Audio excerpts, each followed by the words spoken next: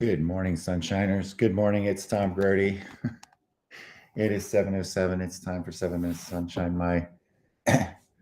Thanks for joining me this morning. My voice is still hoarse from Pride this last weekend.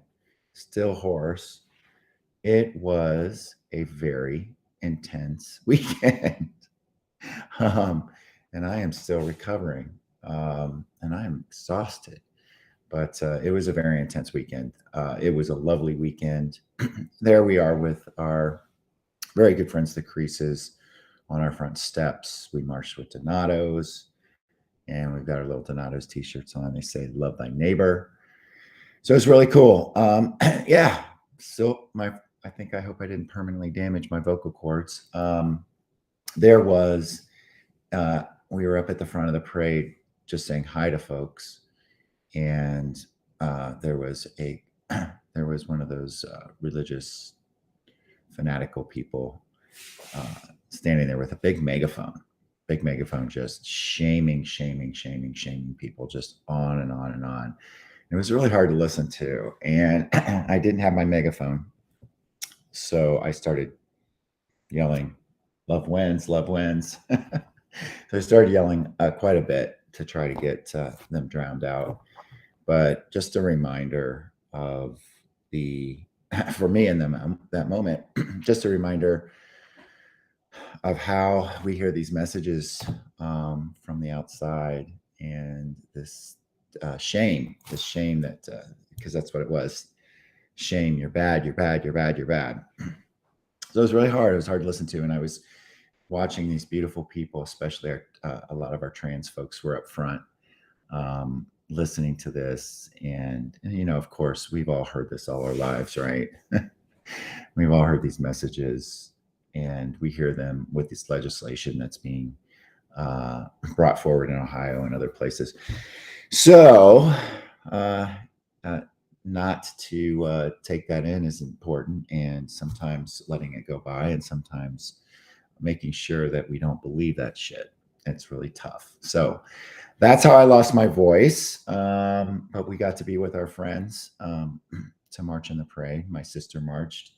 It was pretty glorious to see her up there marching away, having the best time. And the parade was 17,000 folks in there. So I got to do that.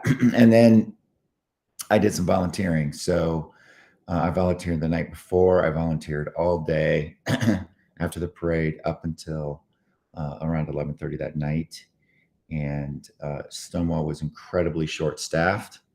I think they only filled like a third of their shifts. And speaking of short-staffed, that's pretty much how the world is right now. Folks are short-staffed, and I got to experience that. I got to experience the stress of that. A very small group of people trying to do a lot for a lot of people. Um, I was incredibly impressed with the Stonewall staff. There's only like 5 of them. We have like a woman in her 70s volunteering and working that whole time. Jeannie Hill. Um, Amazing. And then Denzel, who is the executive director, just worked the entire time alongside his folks. He worked until 11:30 that night. Everybody was exhausted, and he was like, "Well, I'm going to keep going. You can go home if you want." Of course, nobody would go home. It was an experience, and it just made me think about a little bit about how many people are working so hard, and the staff shortages. We have this going on at Donato's Pizza, and it's incredibly frustrating to see stores not being able to fulfill their promise to be able to take care of the customer. And the folks. I think the thing that I connected with the most is the folks that show up and work so hard and yet aren't able to do all the things they need to do, and how hard that is, and how many places right now in this country, in this world, we have people short staffed. We have more people who want what they have than they're able to deliver, and it's happening everywhere. It's in the airlines. It's any service job. There's just not enough folks, and service is not easy anyway. So Tough stuff. Tough stuff. Tough stuff. It's tough to. It's important to understand and have empathy for these folks. Um, it's important to be patient as someone who is getting services, and it's important to give people a freaking break. So I am still recovering from the weekend. I am incredibly empathizing with the people in the service world who are showing up to serve. And I remember this quote: "The world is changed by your example, not by your opinion."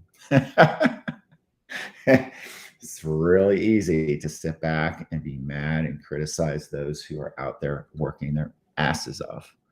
One last story: I had a lot of empathy for the people that have put on that Stonewall Pride Parade and festival every year, and how hard they work, and some of the things that they go through, and some of the criticism that they've gotten through the years.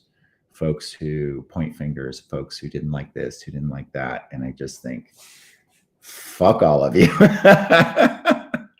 The world is changed by your example, not by your opinion. So my message today is, folks, be patient, be kind. Thank you, Susan. Thank you. Susan says we are short-staffed at the WEX.